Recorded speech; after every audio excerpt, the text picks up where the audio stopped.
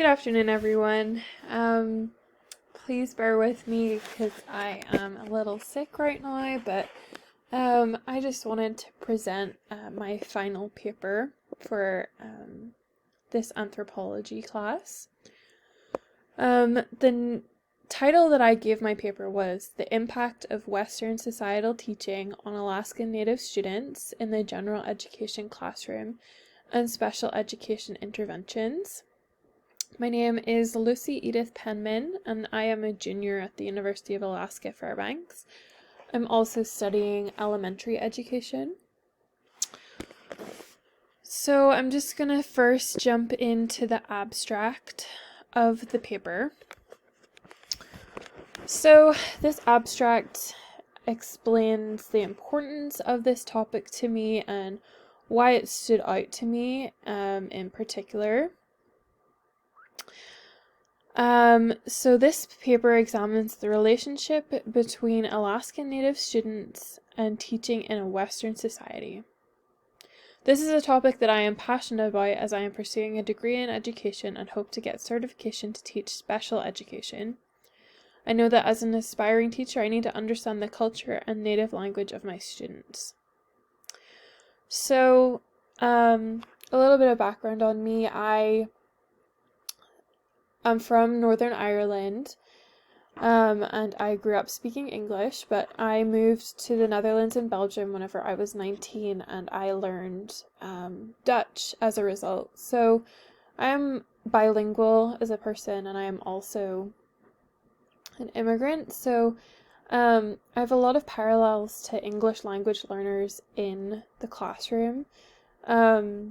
Usually those students in other areas of America are from different countries, but in Alaska there's a lot of English language learners that are Yupik or from Alaskan Native populations. So that was something that I learned from this whole semester taking this course, and something that I wanted to apply to my final paper, because what I took from this course is the importance of education and Alaskan Native students, because that's what I'm going to be dealing with mostly for the rest of my life.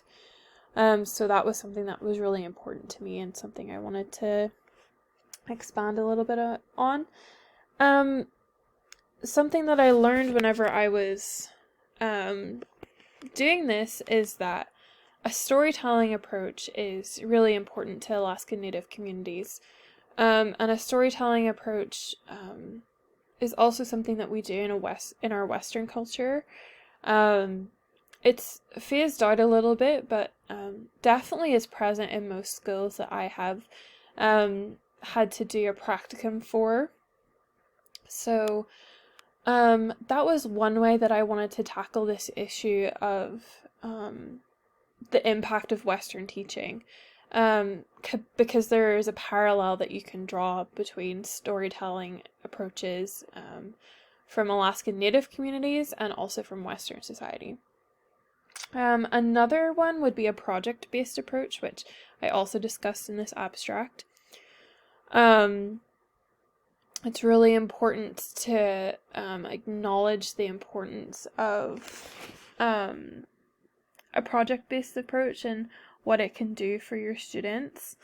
Even if it's a project on subsistence or the Northern Lights or religion, it would be something that both a more westernized child and an Alaskan Native student could benefit from. The Alaskan Native student would be familiar with the content that they would be learning and presenting, and the Western child would learn something new. So usually in this kind of context, the Western child would know more. So it's kind of flipping the script a little bit and letting the Alaskan Native child be more familiar with the content. So that was something important that I wanted to add. I will move on to the full body of my actual paper. So I really wanted to make sure that I added some Yupik words and some um, Alaskan Native language into my paper, because being bilingual, something that is often overlooked is language and the importance of um, being bilingual. A lot of focus for these kids, for these Alaskan Native children in classrooms, is the erosion of their culture and their language,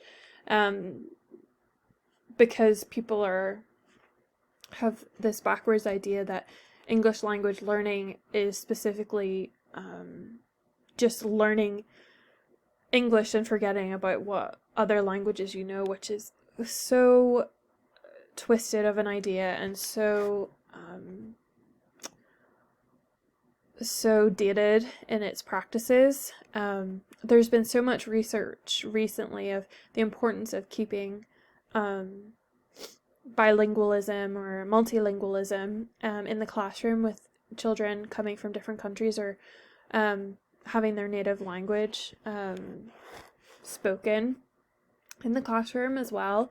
So that was something that was really important to me throughout, and you'll see throughout my paper that I have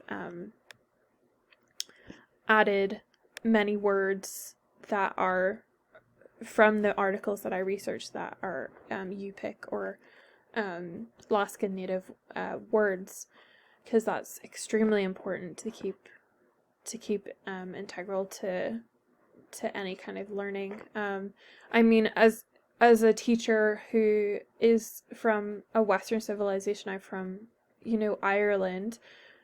I don't know these words very well.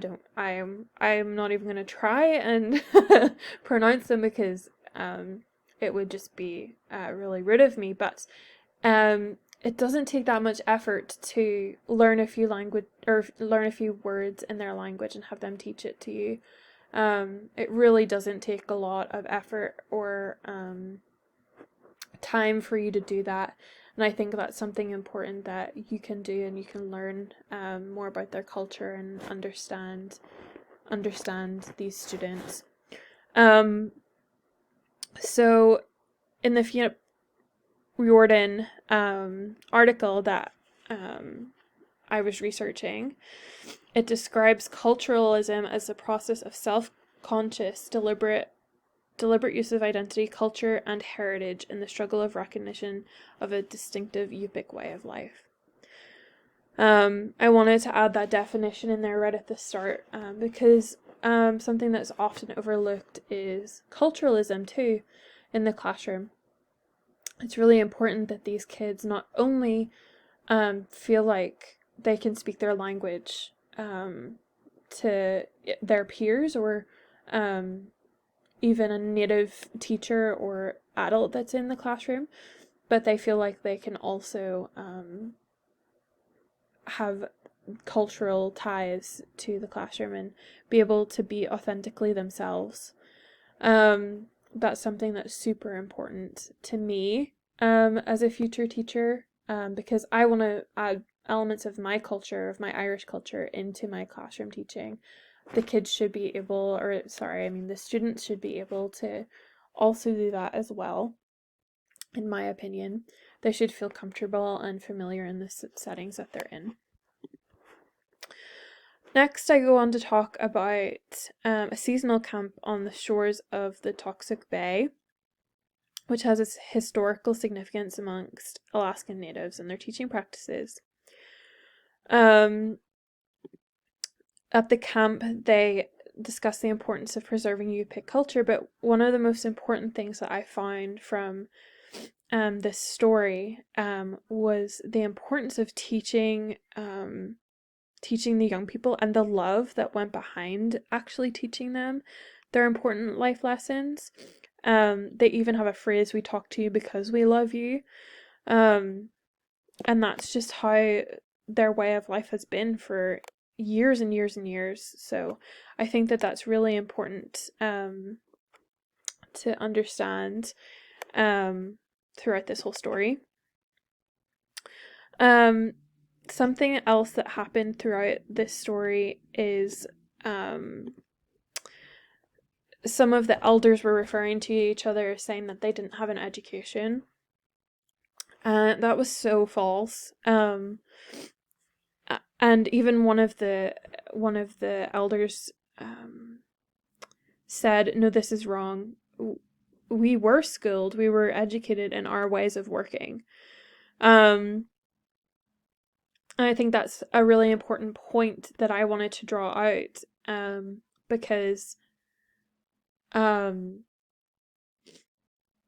think that there's this thought process that Native people aren't educated, and that's so false. They're educated in so many ways that we can even understand. In subsistence, in sharing, in their religion, in the land, the respect that Alaska Native peoples have for the land, to understand, what berries to pick, or how to make these intricate beadwork pieces of art that they can then sell to us, usually, to earn a living for their families. It's so important to realize that these students are educated. They're educated in a really interesting language. Yes, it may not be a written language, but it's definitely a language, and something that not a lot of people have. It's very unique. So that was something important that I wanted to keep. And yeah, it's just so interesting to see the complete different styles of education. And a quote that I had here is, "Education is a major force for social change. It can act as a cultural stabilizer and may also make possible a relatively smooth process of acculturation. In more informal aspects, it's found in everyday society, since all children must acquire basic techniques and values in a framework of temporal and local continuity." It's so important to realize that every person, every being has a culture, some aspect of culture. And that was also something important I wanted to highlight, that we can't just eliminate an Alaskan Natives culture by trying to teach them in the ways that Western society wants them to be taught. That's so wrong. And it's so important to realize that we need to respect their culture. And that's what leads into the next couple of paragraphs. And the importance of a child and how they learn. I'm just gonna speed up a little bit because I see that I'm running out of time, but this is where we're talking about the storytelling based approach, and the way that culturally Alaska Native students approach their learning. I mentioned at the start in the abstract that in Western society, it is favored that you put your hand up and you answer questions. In Alaska Native society, it's not this way. They keep their knowledge to themselves because it's sacred, and that's respectful. And I think it's important for teachers to realize that and to understand that. Yeah, in conclusion, yeah, I don't feel like that I can fully understand the complexities of language and education to an Alaskan Native, but I think it is my responsibility as a future educator to honor their culture and to try and implement some of these storytelling and project-based approaches in the classroom. And I think that Alaskan Native culture can coexist with Western society ultimately. So thank you guys. These are my references. Sorry it was a little quick towards the end there, but that's my presentation. Thank you.